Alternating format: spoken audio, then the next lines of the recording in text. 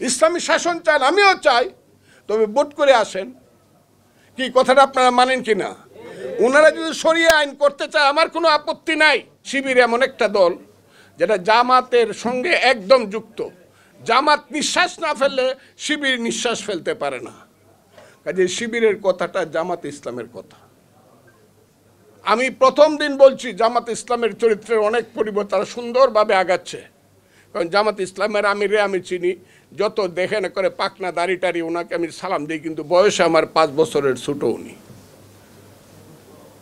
আমি ওনাকে দেখছি উনি জাসদ ছাত্রলীগ করে না, আমি মিথ্যা কথা বললে আপনারা জানেন, দেখেন উনি জাসদ ছাত্রলীগ করতো, মান্নাদের কর্মী ছিল, মাহমুদুর রহমান মান্নাদের।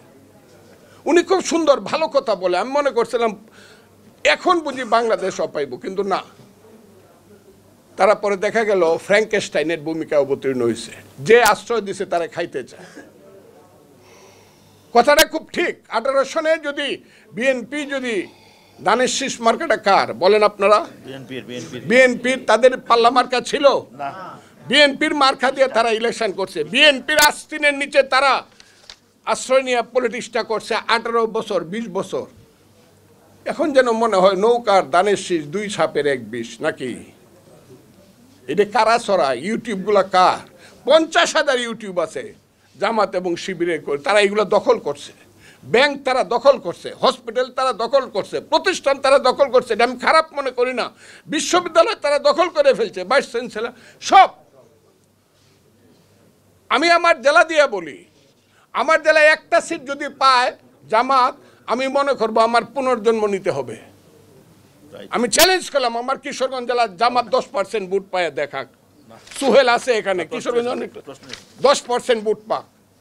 কিন্তু এখন আমার জেলা জামাতের কথা ছাড়া চলে না প্রশাসন। এগুলো আমরা অপমান বোধ করি না?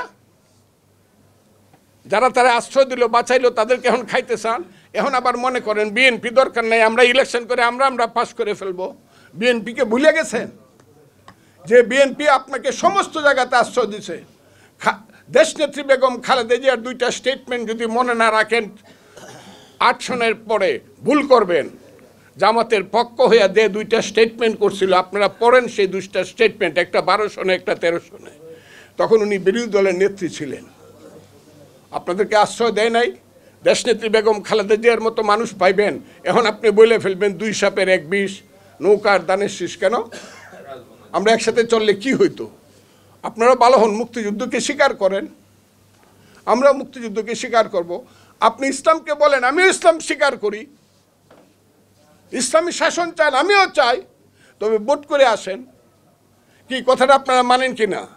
ওনারা যদি শরিয়া আইন করতে চায় আমার কোনো আপত্তি নাই। ওই যে মামুনুল হক সাহেবরা বড় বড় খুব কঠিন বক্তৃতা করে, অনেক কঠিন, এগুলো ভালো লাগে না। এই দেশে, এটা মুক্তিযুদ্ধের দেশ, করুক। তারা যদি ইসলাম কায়েম করতে চায় কিভাবে করবে? লাঠি দিয়া নাকি ভোট দিয়া? বলেন আপনারা।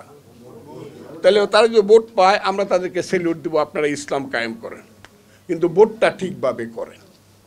অনার্থক দেশে গন্ডগোল। আমাদের নেত্রী বলছে, আমাদের নেতা বলছে পরশুদিন, জনাব তারেক রহমান, সব কিছুর সমাধান ওই যে সংস্কারের সমাধানও ভোট, তাড়াতাড়ি ভোট দেন। বলছে কি না কথাটা? ভোট দেন, আগে নির্দিষ্ট হোক, নির্ধারিত হোক এই দেশে কে মেজরিটি। আপনারা আবার করেন না, বঙ্গবন্ধুর কথা বললেই কোন ফজলুর রহমান আওয়ামী লীগ করে। আরে আওয়ামী লীগ করবো, আমি তখন 18 বছর যাবৎ বিএনপি করি।